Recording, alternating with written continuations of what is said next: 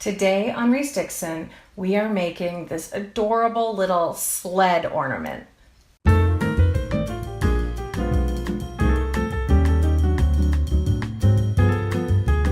Hey everybody, it's Teresa with ReeseDixon.com, and for today's ornament of the day for our nostalgic home for the holidays tree, I am bringing out this old classic popsicle stick sled.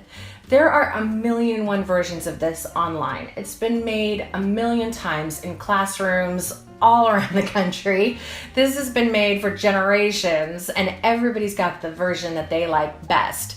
But this is the one that I made, and I added a few little tweaks. Some just to make it cute, like this little sentiment here, and others to make it really good and stable. So even when you're making this with your kids, it's gonna last through the years. So it is so easy, it'll just take you a second. Let me show you how to do it step by step. First of all, you're gonna need 4 like tongue depressor size popsicle sticks, I guess you could call them. These are just super easy to find all over the place, especially in your craft store. And then you'll need 4 of the regular size popsicle sticks. Now, all of these you're just gonna paint, except for, I've already got it marked here. For 2 of the popsicle sticks, you're going to need to cut it to the width of your 4 tongue depressors across.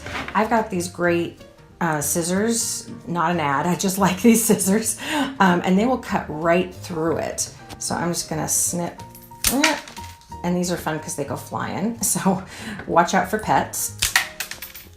And now I've got that the size that I need. I can even afford to take a little bit more off, but you get the idea. So I need 2 that are that size, and then 2 more that are the full size for the sled runners. Okay, so you could just paint this in any style you want to, but this is another one of my little tweaks. I wanted to keep the wood look. I wanted it to look like a really old-fashioned wood sled. So if I just painted right over the top of it, it would just look like red.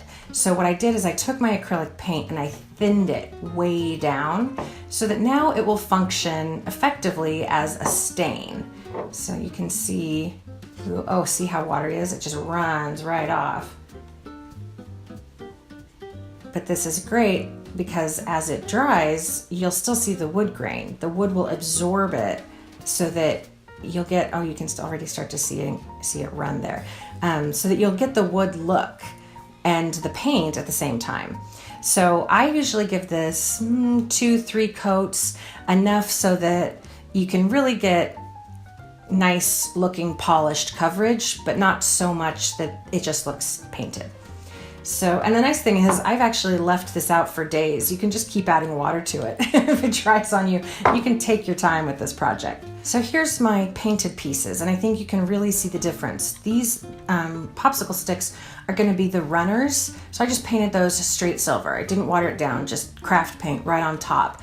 And you can see in these that are watered down how it really did look like a stain, and you can see all that great wood grain. I just love that little trick. I think it's so effective. Okay, so now that everything's dried, it's time to start assembling. For this, I just like regular old Elmer's white glue, and you just want to use just a skinny little line here.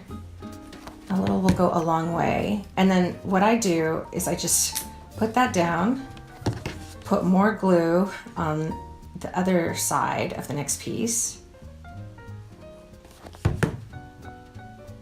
and then squish that down, because these will get kind of delicate while it's drying. So you don't want to move them around too much. It'll just fall all over the place on you.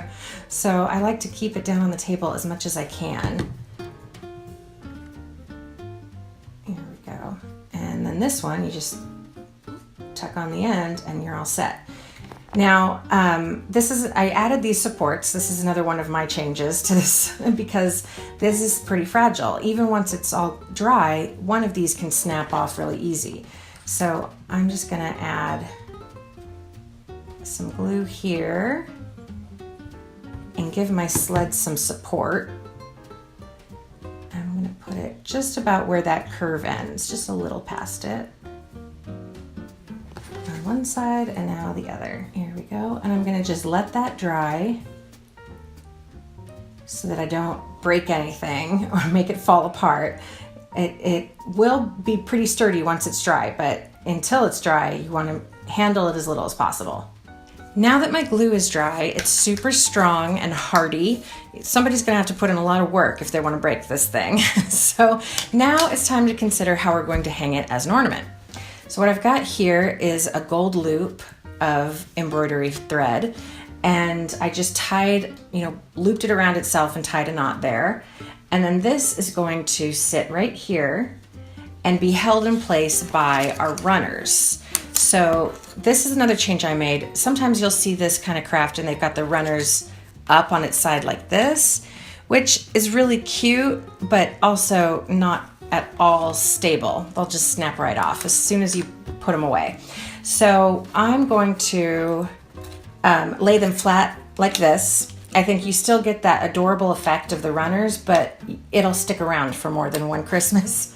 So I'm gonna put my lines of glue here where I know the runners will be touching. I'm just kind of lining it up with the tongue depressors on the other side. And I'm going to just kind of tuck that loop through there. And then same with this, I'm just gonna go through that loop. I'm worried my hand might have been blocking that. So can you see? I just kind of lassoed these runners, stuck them right through the loop and onto those glue spots. So now we'll let those dry. And while that's drying, we can start working on this little sentiment here. I already printed mine off. I just printed it on the computer. I printed a whole sheet of them that I can then cut apart. And I just eyeballed this. I'm cutting off any stray bits I don't want. And then I just snipped in. If you're not comfortable doing this freehand, you can always, sketch on the back but look at can you see how uneven that is? I don't care. That's part of the beauty of homemade things. It's like you don't want it to look perfect. That's sterile. A computer can do that. I want it to look a little bit homemade. So my little swallowtails here might be a little bit off and I don't care. See, I'm not measuring a dang thing. I'm not even measuring the overall length. There we go.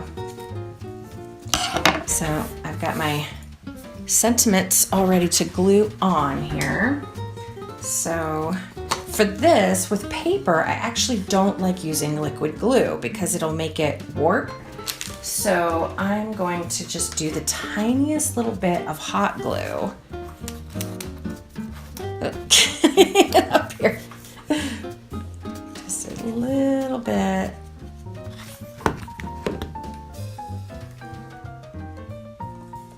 For some reason, the hot glue, I guess it's thick enough. It's not liquid enough to absorb anything. So I just think it works really great with paper. Oh, I almost did that upside down. That would have been tragic.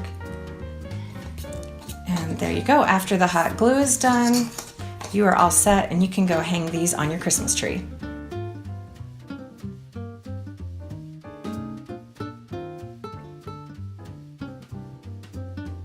Some ornaments are classics for a reason, and this one is just a perfect combination of solutions. It is affordable, you just have to pay for popsicle sticks. It's so simple that kids have been making it forever, and it looks adorable. So all of those things going for it, you really can't go wrong. This is going to look so adorable on our nostalgic tree. And it being a classic really works for me in that way. I wanted things that really evoke childhood. And this will. I love that it's super stable with all of our little additions, so this will last for years to come. I hope that this was inspiring to you, that you will make this with your kids, that you will give these as gifts from your kids. And if you have any questions, be sure and leave them in the comments so I can help you out. And don't forget to subscribe to the channel so you can see lots more Christmas coming. And we'll see you next time. Bye-bye.